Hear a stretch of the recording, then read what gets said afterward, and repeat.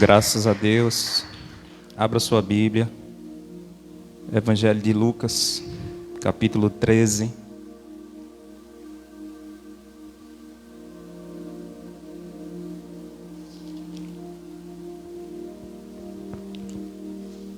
Evangelho de Lucas, capítulo 13.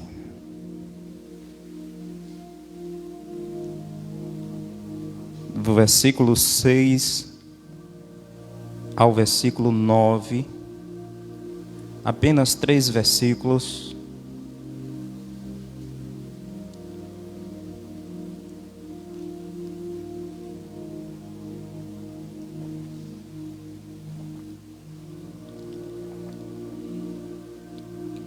Vamos refletir nessa noite sobre a parábola da figueira estéril ou da figueira sem figos. Quem já está comigo diz amém, aleluia. Lucas 13, do versículo 6 ao 9, a palavra do Senhor vai dizer: Jesus contou a seguinte parábola. Certo homem tinha uma figueira plantada na sua vinha, e vindo procurar fruto nela, não achou. Então disse ao homem que cuidava da vinha: já faz 3 anos que venho procurar fruto nesta figueira, e não encontro nada. Portanto, corte-a, porque ela ainda está ocupando inutilmente a terra. Mas o homem que cuidava da vinha respondeu: Senhor, deixe ainda este ano, até que eu escave ao redor dela e ponha estrume. Se vier a dar fruto, muito bem. Se não der fruto, o Senhor poderá cortá-la. Até aqui. Queridos irmãos, estamos diante de mais uma parábola de Jesus. Esta parábola nos vai mostrar a importância da frutificação no reino de Deus. Imagine-se você sendo um fazendeiro, um proprietário de terra, e você tivesse uma plantação, e já por 3 anos seguidos você procura fruto nessa plantação, e você não encontra nada. Essa plantação está recebendo água, está recebendo adubo, ou seja, ela está gerando uma despesa para você, mas por 3 anos você procura fruto nessa plantação, mas não encontra. Qual seria a sua atitude?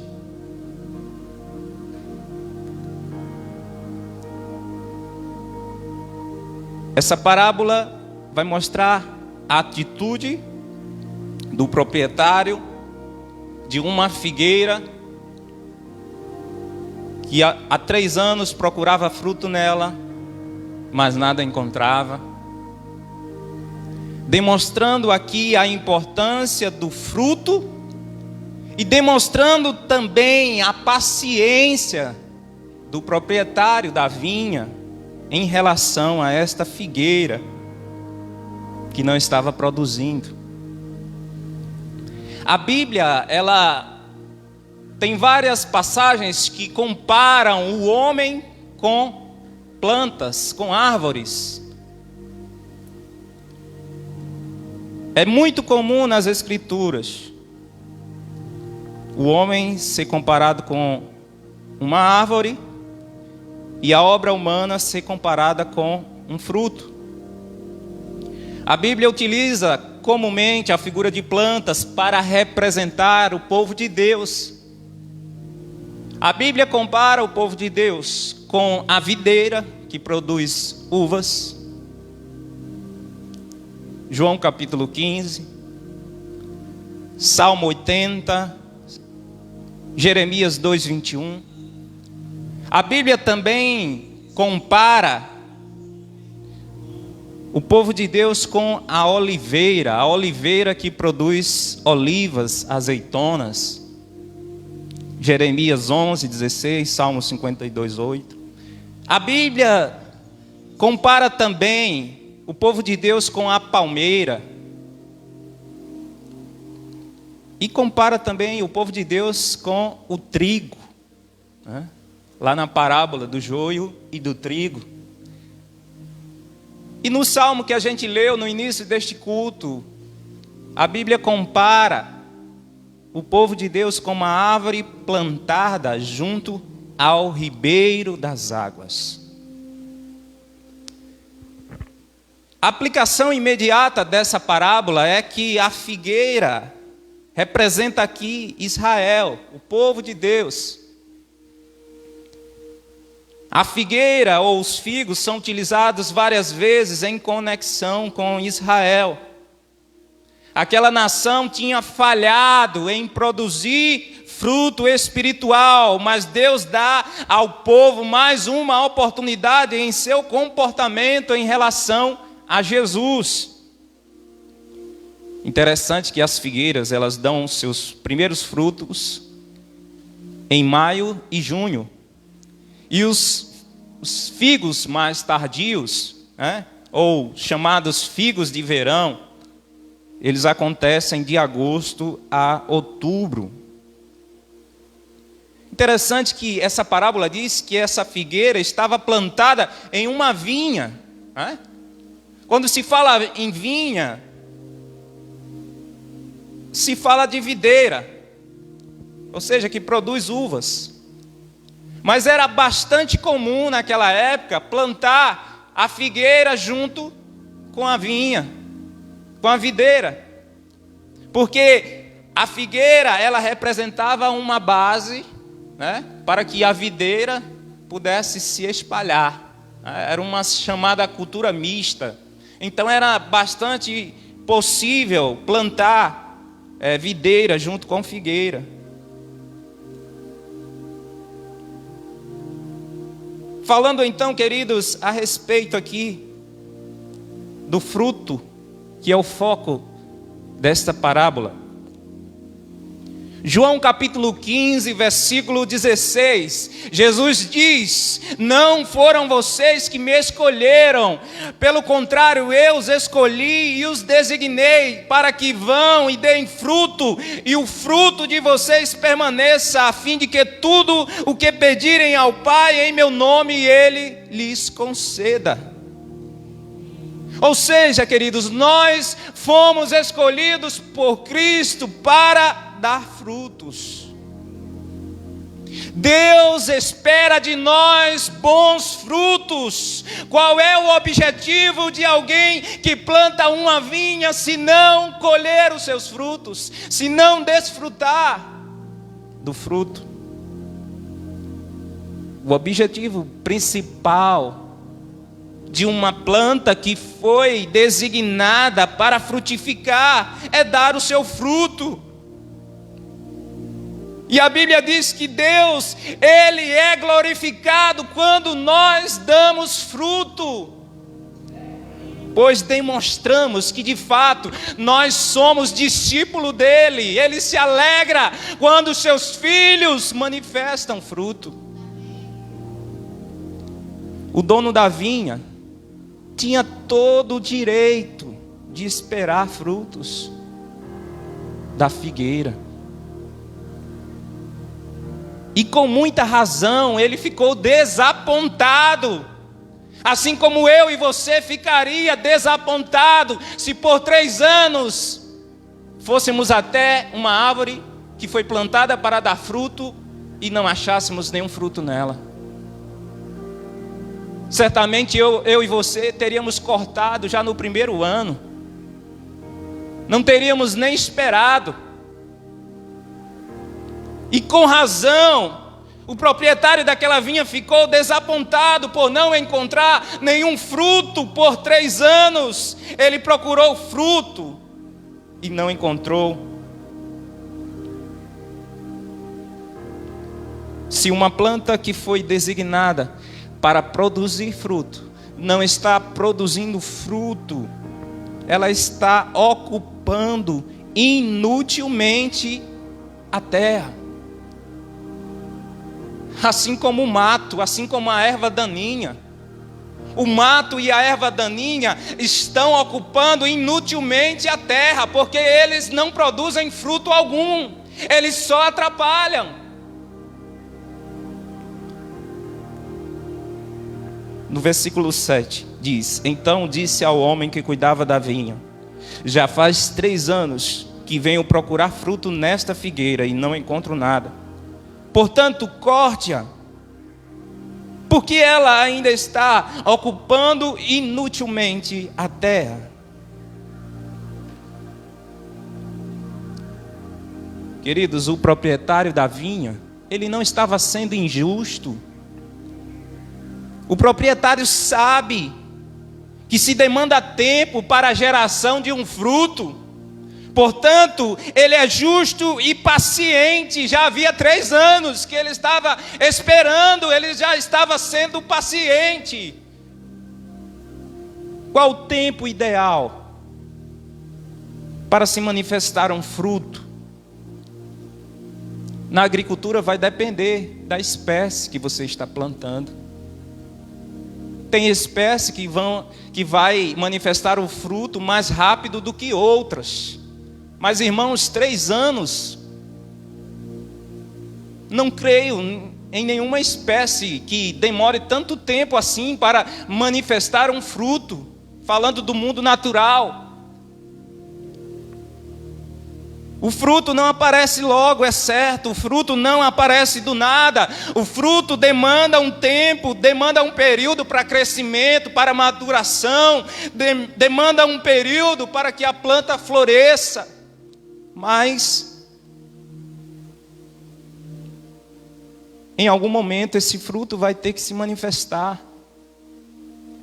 A Bíblia é clara em dizer que há tempo para plantar e há tempo para colher. Esses 3 anos aqui significa que o povo de Deus já havia tido tempo suficiente para se arrepender. A expressão deixa ainda este ano revela aqui um período da graça, um período de misericórdia.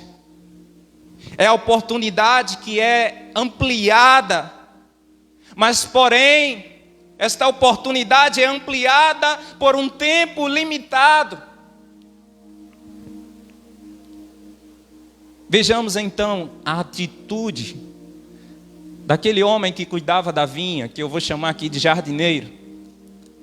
Versículo 8, o homem que cuidava da vinha respondeu: Senhor, deixa ainda este ano até que eu escave ao redor dela e ponha estrume. Queridos, o jardineiro aqui, ele está disposto a ajudar a figueira a frutificar. Ele lhe proporciona as condições ideais. O jardineiro aqui, ele cuida da sua vinha, ele protege, ele rega, ele aduba, ele elimina as pragas, ele limpa e ele poda. Ele diz: Senhor, deixe ainda este ano. Deixe ainda este ano, Senhor, até que eu ponha estrume. Queridos, o fato aqui de pôr estrume, ou em outras versões pode estar adubar. Nós sabemos que o ato de pôr estrume ou adubar visa tornar o terreno rico em nutrientes que possam ser absorvidos pela raiz da planta e de alguma forma facilitar a sua frutificação. Ele diz ainda: vou escavar ao redor dela. Talvez aquele terreno pudesse estar duro, mas o jardineiro diz: eu vou escavar, eu vou fofar a terra, eu vou afrouxar o solo, para que a água possa fluir de forma mais fácil até as raízes da planta. E caso a figueira não reagisse, o dono da vinha poderia então cortá-la. Irmãos, Deus, Ele é paciente, mas não devemos abusar da sua paciência e misericórdia.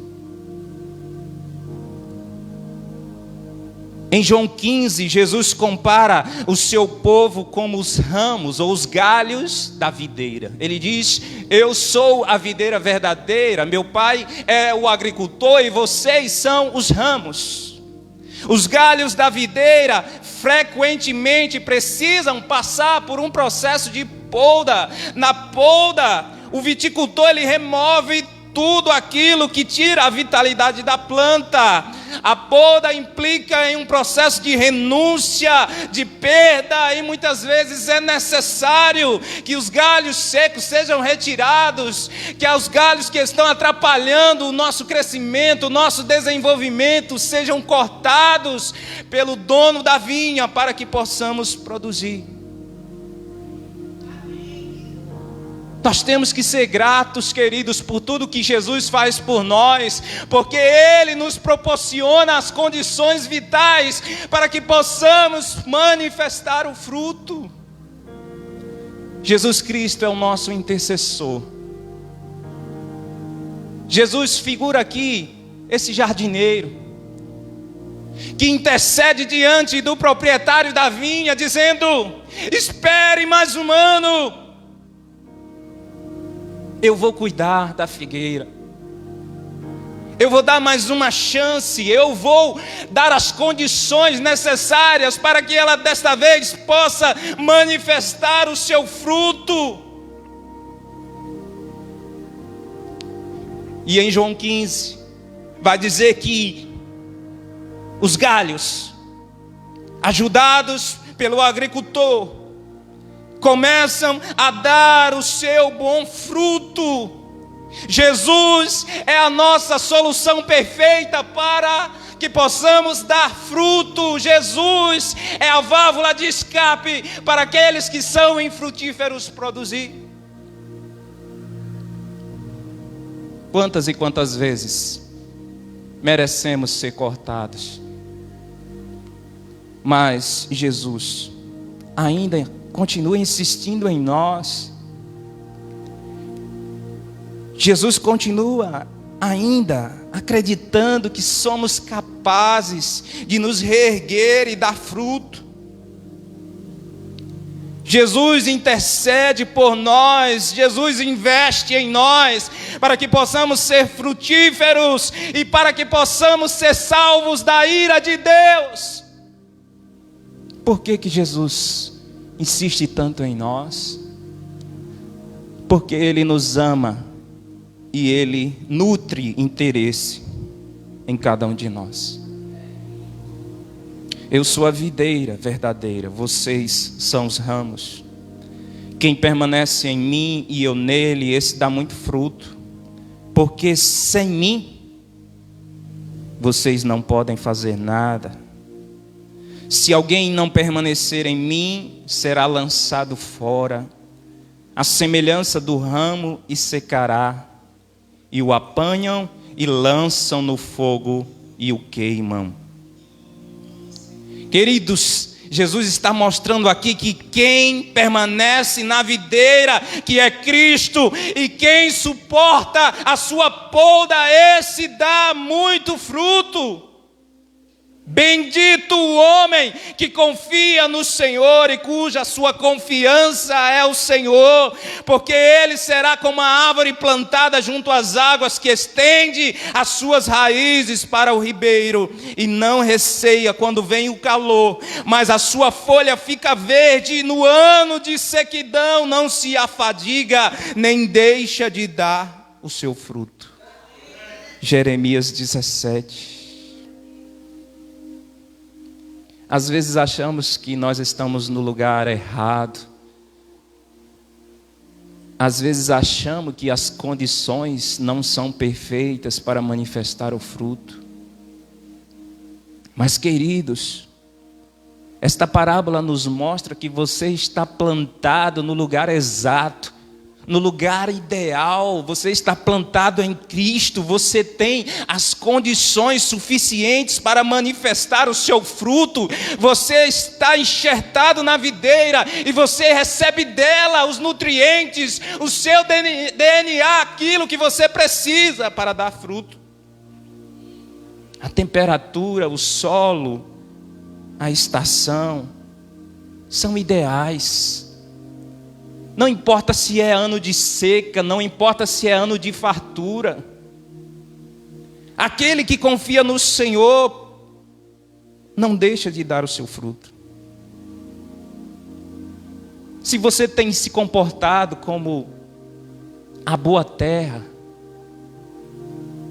se você é a boa terra que absorveu a semente que o semeador plantou em você, e você deixou ela germinar, você deixou ela florescer, Satanás não conseguiu matar a semente, as pedras não conseguiram ferir a semente, os espinhos não conseguiram secar a sua plantação. Pelo contrário, o tempo passou, a semente brotou, você cresceu, você floresceu. Então o fruto é só questão de tempo.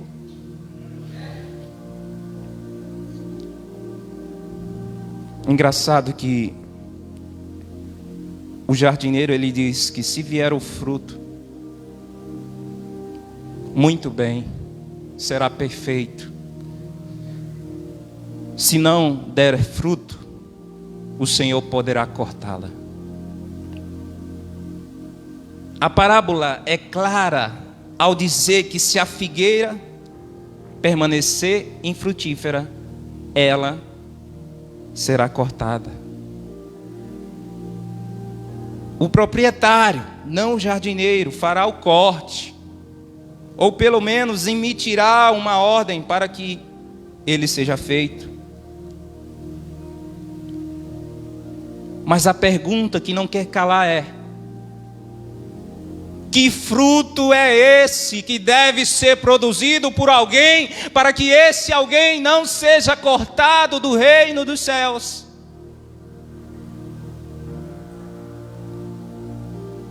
Seriam algumas almas ganhas para Jesus? Seriam boas obras ou serviço no seu reino? Que fruto é esse que, se não for produzido, nós estaremos cortados do reino dos céus?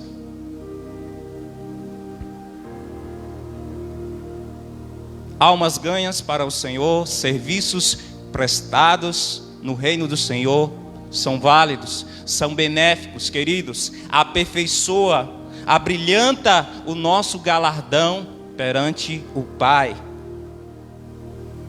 No entanto, isso não é critério para você entrar no reino dos céus.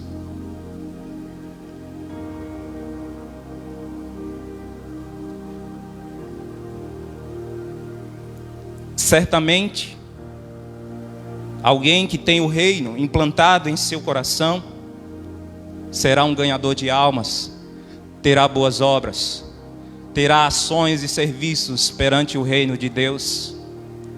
Mas existe algo que vem antes de tudo isso, e sem isso ninguém entra no reino dos céus. Ou seja, queridos, o fruto aqui que deveria ser produzido pela figueira, o fruto aponta para o nosso caráter. A Bíblia diz que pelos frutos se conhece a árvore. Que frutos são esses? A Bíblia diz que a boca fala daquilo que está cheio o coração. Você quer conhecer o coração de alguém? Observe aquilo que ela fala. Observe as atitudes dela, porque elas vão identificar a boa árvore, elas vão identificar o bom fruto. Lucas 6, 43 e 45, não há árvore boa que dê mau fruto, nem árvore má que dê bom fruto.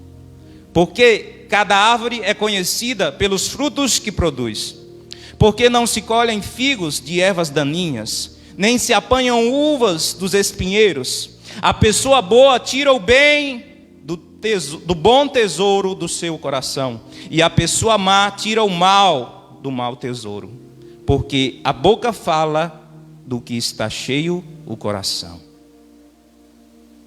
Portanto, queridos, o fruto, ele aponta para o nosso caráter. Mateus 3,8, João Batista está pregando para os fariseus e saduceus, e a sua pregação é: produzam fruto de arrependimento.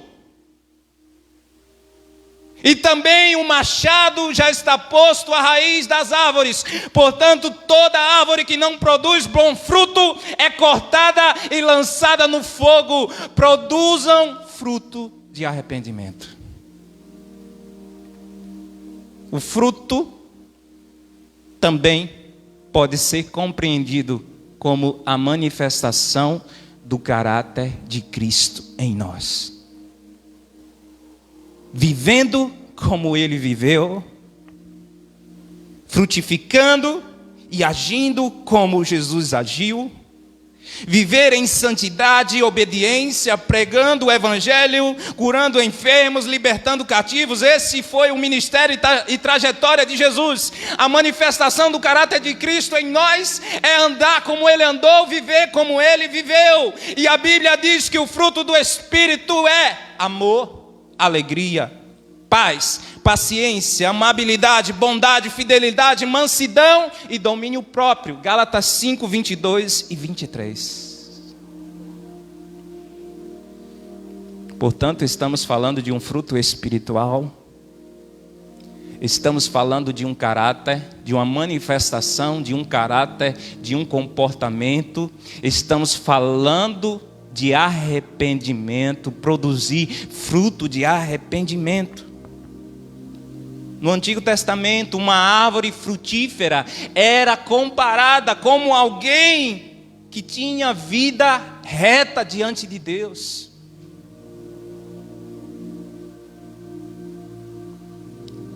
Nós acabamos de ler no início deste culto: bem-aventurado é aquele que não anda no conselho dos ímpios, não se detém no caminho dos pecadores, não se assenta na roda dos escarnecedores. Pelo contrário, o seu prazer está na lei do Senhor, e na sua lei medita de dia e de noite. Ou seja, alguém que tem uma postura correta diante de Deus. Ele é como a árvore plantada junto a uma corrente de águas, que no seu devido tempo dá o seu fruto. Assim como o fruto é um produto aguardado na vida de uma árvore frutífera e a finalidade primordial da sua existência, assim também a obediência divina e a santidade para com o Senhor deve ser o produto principal da vida do homem que foi criado para isso.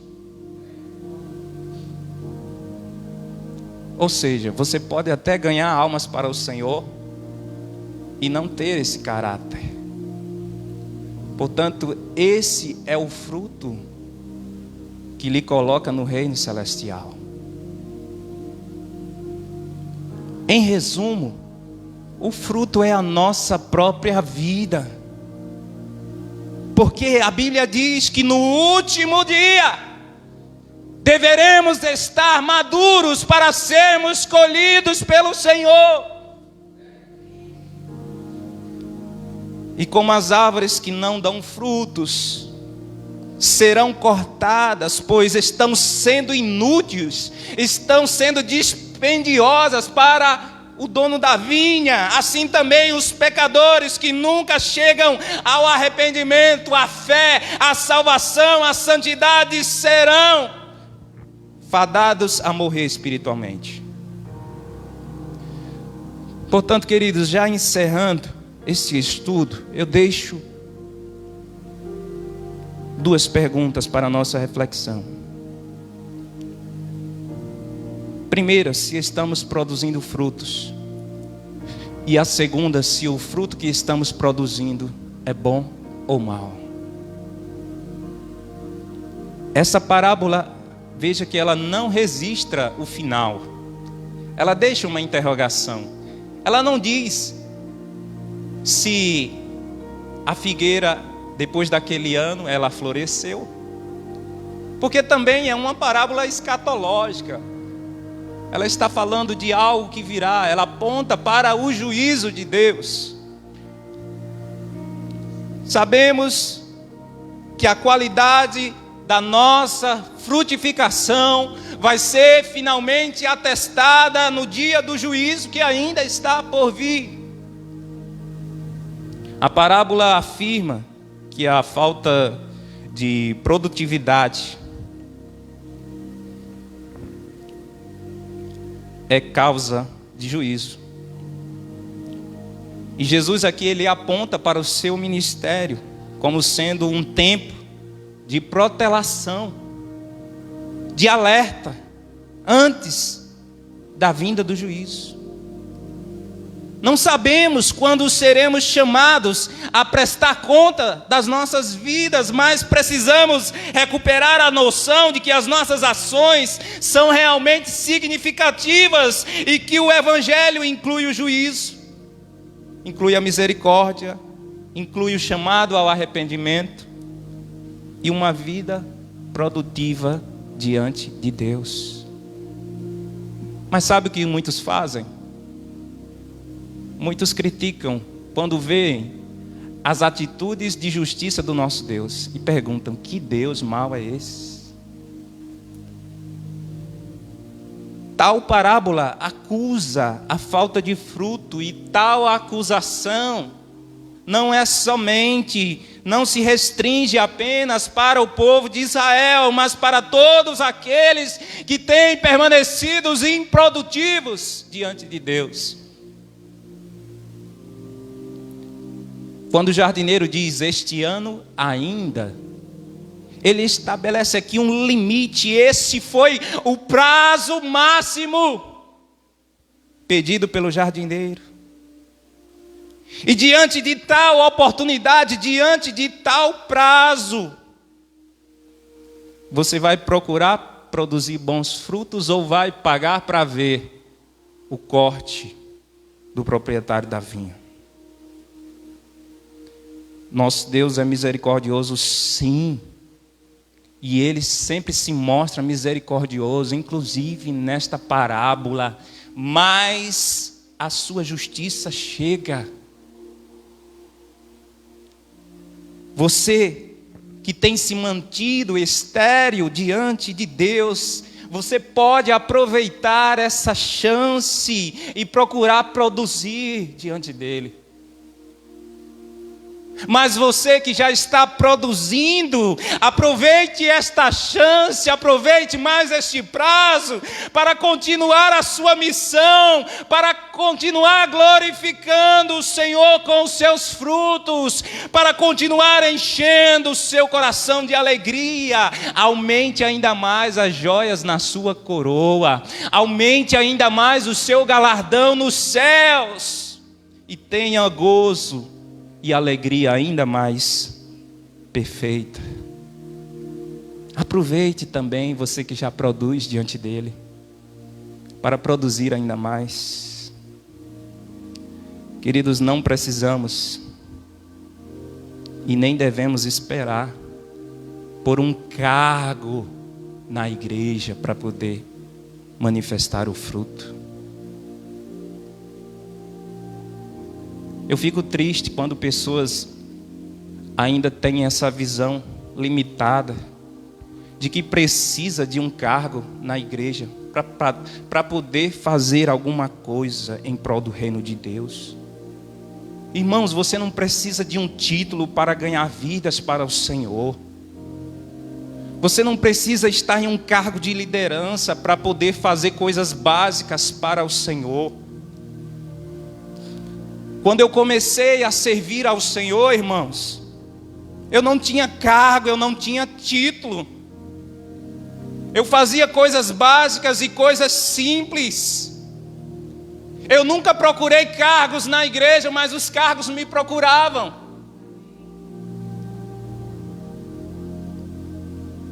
Você pode fazer coisas simples para o Senhor. A Bíblia diz que os campos são vastos. No dia que você quiser ser frutífero, você pode botar a sua Bíblia debaixo do braço. As nações estão aí te esperando. A obra do Senhor sempre precisa de apoiadores. Quando eu comecei a servir a esta obra, quando funcionava ainda na minha casa, eu sempre aproveitava bem as oportunidades que eu tinha. Lembro bem que havia oportunidades para você fazer o pedido de oração, para ler um versículo. E assim eu comecei fazendo essas coisas, fui aprendendo. Comecei na escola bíblica dominical, fui aprendendo, fui me destacando. Depois comecei a transportar uma caixa de som que a gente tinha. O pessoal nem via quem transportava a caixa de som, glória a Deus por isso. Mas o serviço estava sendo feito, eu não tinha cargo nenhum. Eu saía para evangelizar. Eu saía para fazer a obra do Senhor, fazia com muito amor, com muito gosto. Eu não tinha cargo, eu não precisava de cargo para produzir para o Senhor. Aproveite cada oportunidade, irmãos. Aproveite cada segundo. Nós estamos em tempos difíceis. Aproveite enquanto nós temos a oportunidade de vir ao templo, porque amanhã a gente não sabe qual decreto vai ser emitido. O tempo de ser melhor é hoje. O tempo de ser alguém melhor é hoje. Não caia no engano de deixar para amanhã, porque amanhã pode ser tarde. Sejamos produtivos na presença do Senhor. Amém? Fique de pé em nome de Jesus. Aleluia.